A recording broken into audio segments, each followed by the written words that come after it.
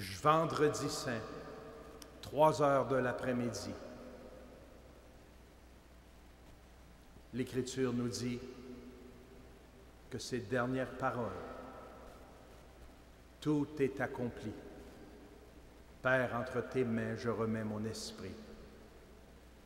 Et c'est pourquoi on a mis au pied de l'autel cette grande horloge qui indique 3 heures de l'après-midi. C'est l'heure de la grande lumière, 3 heures. L'heure où Jésus est glorifié par le don de sa vie. Son trône, le trône de notre Dieu, la croix. Vous avez vu probablement, comme moi, beaucoup de films, surtout dans la Semaine Sainte. On nous montre beaucoup de films de la Passion de Jésus, ou encore on a vu des peintures ou des illustrations. Qu'est-ce qui arrive à 3 heures lorsque Jésus meurt? Lorsqu'enfin il rend l'âme, qu'est-ce qui arrive sur la terre? La grande noirceur, les ténèbres, n'est-ce pas? Il me semble que c'est toujours ce qu'on a pensé. Mais écoutez ce que dit l'Écriture. Saint Matthieu nous dit autre chose. À partir de midi, il y eut des ténèbres sur toute la terre, jusqu'à 3 heures.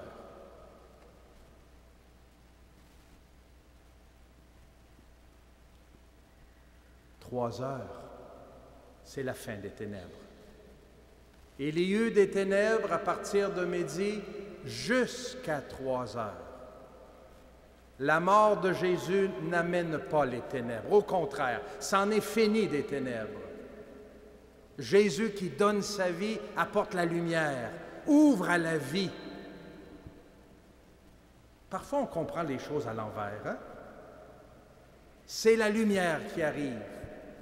Parce que le Fils de Dieu, par amour, s'est livré. L'amour, le service, donne du sens à notre vie aussi et la rend encore plus belle à l'exemple de Jésus.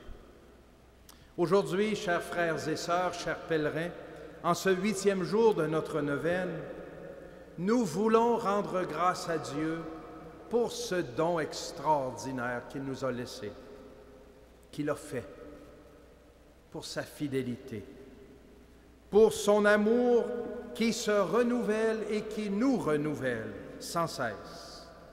Et de façon spéciale, aujourd'hui, nous voulons rendre grâce pour le don de l'Eucharistie, ce grand trésor de l'Église qui constitue le signe éternel de l'amour de Dieu.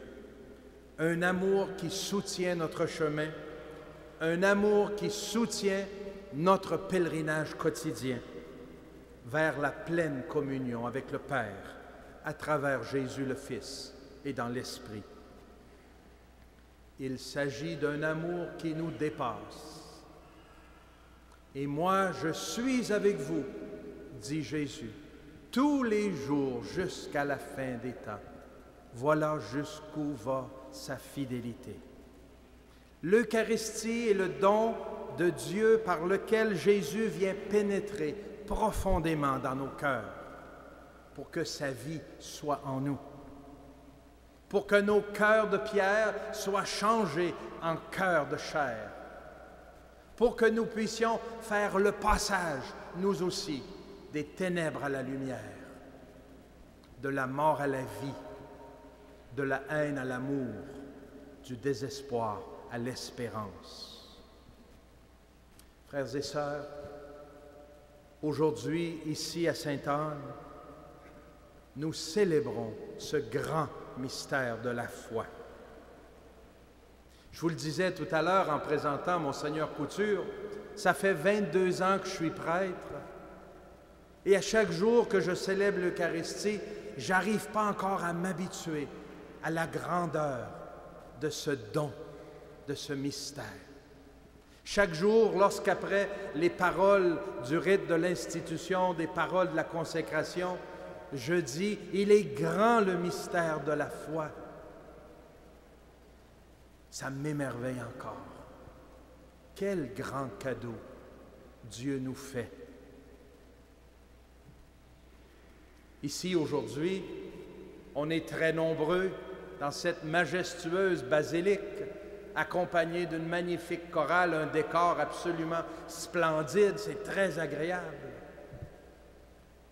Mais chaque dimanche, dans vos paroisses, dans vos communautés, vous pouvez vous rendre aussi pour célébrer ce don de Dieu et vous laisser restaurer, renouveler, envahir par la vie de Dieu, par son amour, par sa fidélité. Lorsque je préside, je célèbre des confirmations un peu partout dans le diocèse, à la fin de la célébration, j'aime souvent leur dire avec un petit brin d'humour, « Vous reviendrez nous voir, on est ouverts tous les dimanches, nous autres. » Contrairement à bien des bureaux et des banques, nous, on est ouverts tous les dimanches pour accueillir tous ceux et celles qui ont besoin de vie et d'espérance, qui veulent marcher dans la lumière et dans l'amour. Il me semble que c'est un non-sens que nos églises soient aussi vides le dimanche, alors que Dieu se donne en nourriture, qu'il nous offre ce qu'il a de plus précieux, son Fils Jésus, le Christ, don de Dieu pour la vie du monde, pour que nous ayons la vie. Mon frère, ma sœur, ne reste pas sur ta faim, sur ta soif. Nourris-toi souvent de l'Eucharistie. Ne te prive pas de la parole et du pain qui nourrissent, de l'Eucharistie, si tu veux être capable de continuer de choisir la vie et de vivre en abondance. Le Christ t'attend pour te laver les pieds, pour te laver le cœur, pour te donner son cœur,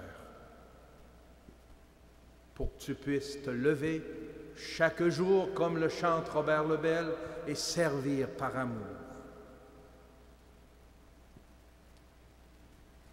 Et Jésus pose cette question à ses disciples, après leur avoir lavé les pieds.